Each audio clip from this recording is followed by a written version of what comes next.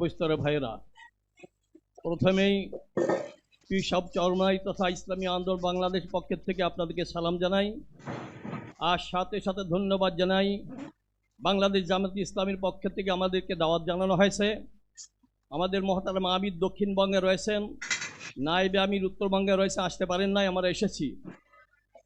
আমাদের সংক্ষেপ কথা হলো, বাংলাদেশ জামাত ইসলামীর পক্ষের থেকে যে 7 দফা দাবি করা হয়েছে, ইসলামী আন্দোলন বাংলাদেশ চিন্তা ভাবনা পর্যালোচনা করে রেখেছে এরা দেশের জন্য মঙ্গল এবং এদেশবাসীর জন্য মঙ্গলজনক বিধায় আমরা পুরাপুরি এটা সমর্থন করি।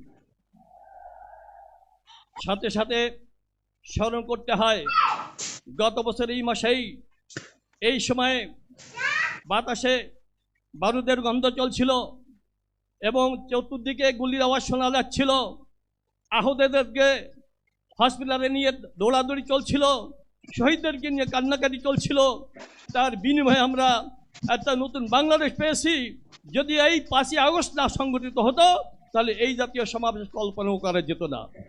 আমরা শহীদদের জন্য জান্নাতি উচ্চ মকাম কামনা করি, যারা আহত হয়েছেন তাদের সুস্থতা কামনা করি।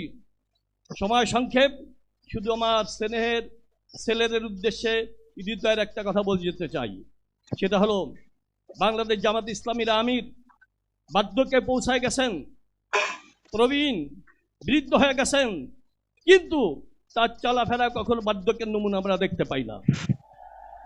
নৌজিয়ানের মতো তিনি সরাসরি করছেন। আমার ছেলেদের কাছে জিজ্ঞাসা করতে চাই, আমার ছেলেরা তোমরা কি ক্লান্ত হয়ে পড়ে গেছ? আবু সাইদ রক্ত দিয়েছে, মুগ্ধ রক্ত দিয়েছে, তোমাদের শরীরে রক্ত নাই?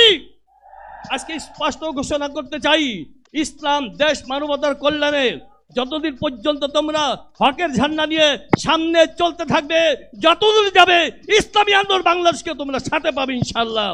শুধু তাই না, এদেশের আলেম ওলামা তুলামা সবাই থাকবে ইনশাআল্লাহ। পরবর্তীতে একটা আদর্শিক বাংলা আমরা পাবো ইনশাআল্লাহ।